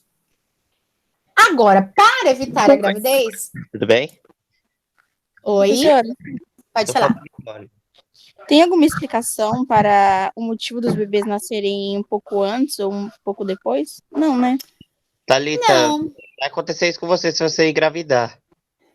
Mas eu não vou engravidar ser vivo. Agora, né? Vai engravidar depois, outro dia, se Deus quiser. Eu não posso engravidar porque eu sou homem. Outro Homem dia não, daqui 20 anos. Eu, hein? Eu tô até hoje enrolando minha gravidez, gente. Eu tô com 33 anos e ainda tenho medo de engravidar. Sou doida por criança, mas que dá medo, dá medo. Socorro. Nossa. Tô doido por criança também. E aí, Nicole? E aí não colhe nada. E aí não colhe nada. E aí não colhe nada. me respeita. Meu Deus, Pesada, mano, o que hein, eu tô gente? fazendo aqui? Eu vejo vocês. Ô, Gui, deixa eu Nicole. terminar agora. Vamos lá. Vamos Já temos um desligar. casal, já temos um casal. Ó, Me continuando. respeita, garoto. Métodos anticoncepcionais, tá? Os métodos anticoncepcionais, eles evitam bebê, tá? Bebê só. Por que eu tô frisando bebê? Porque não evita doença. Então, muita gente, às vezes, pensa só nisso. Nossa, bebê é horrível. Ainda mais se vier fora de hora, vai ser um impacto na nossa vida, né? Mas o que é mais horrível? Eu ter um bebê ou eu ter um pênis, uma vagina cheia de pus, cheia de pereba? Então, essa noção a gente tem que ter, que os métodos anticoncepcionais, eles previnem apenas o bebê, a não ser a camisinha. A camisinha ainda é o método mais eficaz na prevenção de doenças, tá? Algumas doenças, elas ainda são transmitidas mesmo com o uso de camisinha. Por exemplo, a herpes. A herpes é causada por um vírus, e o vírus, ele se instala nas nossas células epiteliais da região da vagina e do pênis. O que isso quer dizer? O rale rola ali, não estou falando do pênis da vagina, estou falando da região externa. O rale rola pode transmitir o vírus, porque ele fica ali do lado externo também. Então, mesmo com a camisinha, o pênis está introduzido na vagina lá dentro, mesmo com a camisinha, externamente esse rale rola pode transmitir a herpes. Então, quando a gente pensar em doença, a gente tem que pensar assim. A camisinha, ela previne 95% das doenças. Mas ainda eu não tenho a garantia de 100%. O que vai prevenir de não ter filhos e não ter doenças? Não ter ato sexual. Ou você conhecer muito bem o seu parceiro, a sua parceira. E o que seria ideal, né? Que a gente sempre fala em sala de aula e a gente aprende na faculdade, mas é uma coisa que é muito complicada. Você começar a namorar e os dois namorados fazerem os exames. Então, assim, começou a ter uma relação séria, né? Fala, cara, vamos lá, vamos fazer um exame de sangue pra gente ver se tá tudo ok. E aí você tem confiança de que o seu namorado, a sua namorada, o seu parceiro sexual não tenha doença sexual nenhuma. Mas vamos ver os métodos anticoncepcionais. Aqui, ó, vejam que a gente corta a trompa. Então, aqui a gente tem a laqueadura. É a mesma coisa que o corte do homem, do ducto diferente, tá vendo? Que é a vasectomia. Corta aqui, o óvulo não desce, o espermatozoide não passa. Corta aqui, espermatozoide não passa. Camisinha feminina e camisinha masculina. Aí nós temos o DIU, uterino. O médico, ele introduz, tipo um guarda-chuvinha que entra fechado na nossa vagina. Então, o médico introduz lá no final e puxa esse fiozinho dele, se abre. Libera que impedem a ovulação, tá? Então, a mulher não ovula. Ela vai ter os níveis de progesterona e estrógeno ali sempre iguais, ela não tem esses picos. Ela não ovula e não menstrua, tá? Isso aqui, hoje, é um dos métodos bastante utilizados. Ele dura 5 anos no corpo da mulher. Você coloca o DIU uma vez, durante 5 anos você não vai ovular e nem menstruar. O diafragma parece uma tampinha de bexiga, tá? Ela é introduzida a partir de um tubinho bem fininho, a gente introduz pela vagina, empurra lá no final do colo do útero e introduz um líquido. Esse líquido é espermicida, quer dizer que ele vai matar espermatozoide. Então, os espermatozoides entram ali e morrem por ali mesmo. Esse aqui é o anticoncepcional tradicional, né? Então, normalmente, os comprimidos, eles vêm de 1 a 28, respeitando o ciclo menstrual. Eles vêm numerados, é muito importante que a menina não troque os dias por causa da quantidade de hormônios. Então, ele tem toda a quantidade de hormônios diferenciados a cada dia para manter o seu ciclo menstrual em dia, mas não ovular. Os implantes hormonais, hoje eles são bastante utilizados também, são microchips colocados embaixo da pele e eles ficam liberando hormônios ao longo de 2 ou 3 anos, dependendo do implante, e esses hormônios também impedem a ovulação. O método da tabelinha, que eu falei para vocês, né, que muita gente faz, eu vou ovular tal dia, então não vou ter relação sexual nesses dias. Muita gente faz isso aqui, ó, que a gente chama de coito interrompido. O que é o coito interrompido? É quando o homem tá penetrando na mulher, ao invés dele ejacular lá dentro, ele ejacula fora. Aí fala assim, como eu gozei fora, a mulher não vai engravidar. Mas assim, gente, tem que pensar aqui.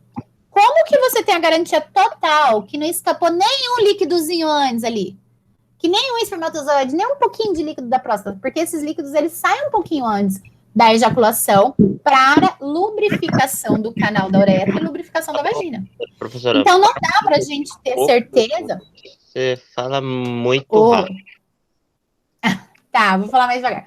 Não dá para a gente ter certeza se o coito interrompido, ele de fato vai deixar todo o sêmen do homem para fora do corpo da mulher, ou se um pouco vai ficar dentro do corpo da mulher e ela vai engravidar. E aí, um memezinho aqui que eu achei muito engraçado. A vasectomia do INSS, né? Você vai lá pedir para fazer uma vasectomia, olha só, leva uma socada no testículo, não tem mais espermatozoide, pronto. Mas eu coloquei esse meme aqui só pra gente lembrar do quê? Por que a gente fala tanto em perigos? Senhora. Dói, né? Dá só de pensar. Por que é tão perigoso o homem, ele machucar as bolinhas, machucar o testículo? Porque, cara, o testículo é o que vai produzir espermatozoides pra ele. Então, por exemplo, andar de bike, escorregar e bater no cano da bike, cara, isso ali pode matar as suas células germinativas e você não ter filho pro resto da vida. Então, preservar os testículos para ter uma fecundidade depois é muito importante. E nessa tabela aqui, gente, é muito impactante, na verdade, esses dados.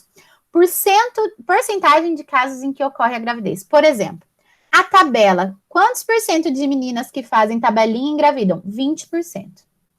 Quantos por cento de casal que fazem o coito interrompido engravidam? 16%.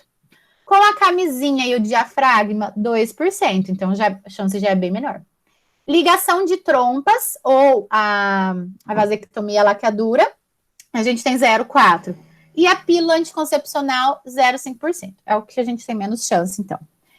Uma vez que engravidou, ainda tem gente que prefere pensar nesse método anticoncepcional. Só que aí a gente tem que pensar assim, né? É o método anticoncepção, porque anticoncepcional é anticoncepção. O que significa anticoncepção? Antes de formar esse bebê. Eu já formei o bebê. Será que fazer um aborto, né? Nossa, ferrou, não quero essa criança. Peraí, gente, como eu falei para vocês, criança é ruim, indesejada? Lógico, desestrutura a gente. Mas então que seja, coloca num orfanato e coloca essa criança para adoção. Mas abortar, você tirar e joga fora, você já fez a cagada, né? E aí eu queria deixar a sugestão para vocês desse link aqui. Eu vou até copiar aqui para vocês poderem copiar também. No YouTube tem esse vídeo, cara, é muito legal e ele é bastante pensativo, tá? Depois eu leio o que vocês estão falando ali, que o Lucas saiu, o Pedro, tá. É um vídeo que, assim, fala da carta de um bebê a uma mãe. Então, quem quiser depois assistir, né, se emocionar, eu me emociono toda vez que eu assisto esse vídeo. Mas só para vocês terem uma ideia, como é feito um aborto, eu tenho um fetozinho ali, eles fazem processo de sucção e curetagem. O que é sucção e curetagem? Literalmente, entra uma cânula que vai succionar, vai sugar aquele feto e vai tirar ele em vários pedacinhos. Depois a gente vai lá e faz uma curetagem. O que é uma curetagem? É você, tipo, queimar a parede do seu endométrio, né? Você cicatrizar ali, cauterizar, para que você não tenha sangramento. Mas, cara, os riscos disso aqui, da mulher morrer de hemorragia, são gigantes. Os riscos desse endométrio, ele não ficar mais fértil, ele não vascularizar mais, você não poder mais ter filho, é gigante. Então, assim, o risco para a saúde humana da mulher é muito grande. Agora, nosso pensamento sobre fazer isso aqui, né, cara, eu acho que a gente tem que pensar 20 vezes mais. Ai, tem 3 meses de idade só, não é ninguém? Peraí, 3 meses de idade não é ninguém? Né? Então, são coisas assim para a gente questionar. E por isso os métodos anticoncepcionais estão aí. E para finalizar a aula, só destacando, como eu falei para vocês, método anticoncepcional não previne doença. Camisinha previne a maioria das doenças. Então, se for para transar com alguém que você não conhece, com alguém que você nunca, né, nunca pediu um exame, por assim dizer, camisinha, gente. Camisinha, sempre, sempre. A não ser o dia que você casar e ter certeza que vocês dois não têm nenhuma doença para passar um para o outro. E ainda assim, você ter muita confiança no seu marido e muita confiança na sua mulher. Porque hoje em dia, né, casamento não é garantia de não ter chifres mais. Aqui tem algumas doenças citadas e essas doenças tem no livro de vocês. Depois vocês podem ler para conhecer um pouquinho mais. Eu não vou adentrar a aula falando das doenças. Eu só quero chamar a atenção para essa terminologia que mudou. Antes a gente chamava de DST as doenças sexualmente transmissíveis. Mas hoje a gente chama de IST. Por quê? Doença, teoricamente, é você estar doente, né? Eu posso estar linda, com uma vagina cheirosinha, bonitinha, tipo, ela não está doente. E eu posso ter herpes genital, eu posso ter AIDS, eu posso ter candidíase. Ou seja, as doenças sexualmente transmissíveis, elas têm picos. Então, muitas vezes, a gente tem uma doença que ela está numa fase latente. Eu estou doente, mas eu nem sei. E é por isso que eles mudaram para infecção sexualmente transmissível. Porque eu estou infectada, mas não quer dizer que necessariamente que eu estou doente. Para vocês terem ideia, as pessoas que têm AIDS, elas descobrem que têm AIDS depois mais ou menos de 10 anos de infectada. Porque a AIDS, ela não ataca o sistema genital. Diferente dessas outras, gente. Dê uma olhada nas imagens, sério. Digita depois no Google cancro mole, para vocês terem uma ideia. Gonorreia. Cara, cancro mole, gonorreia, sífilis, é surreal. São Professora, assim... Pode falar. Deixa eu perguntar, as pessoas que têm AIDS geralmente são pessoas que têm contato entre o pênis e a vagina? Tanto faz, pode ser o sexo, pênis e vagina, pode ser o sexo, pênis, ânus, pode ser o sexo, vagina, pode ser o sexo oral, já é mais difícil, mas oral quando? Para ter AIDS, a gente tem que ter, como se fosse sangue com sangue, tem que ter contato de, como que a gente fala? Mucosa. Então, uma mucosa, se eu tiver uma ferida na boca, a minha mucosa vai estar aberta, entendeu? Aí, se eu tiver a mucosa aberta e fizer um sexo oral em um pênis que tem AIDS, esse vírus ele vai entrar por essa ferida que eu tenho na boca. Então, mesma coisa, eu tenho, né, uma feridinha às vezes na vagina, mas eu nunca nem percebi, eu tava coçando. Ou às vezes fui raspar com a gilete, cortei. Aquela feridinha ali é uma porta de entrada. Então, pode ser um sexo oral que eu tenha mucosas expostas, tá?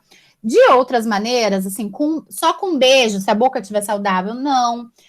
Só com abraço, tal, não. Eu tenho que ter contato de mucosas, contato desses líquidos, tá? E aí que tá o lance, porque a maioria dos aidéticos, eles não sabem que estão com AIDS, são pessoas bonitas, que têm uma aparência genital bonita, não tem problema nenhum de coceira, porque essas outras doenças aqui, gente, a maioria, elas deixam com cheiro forte.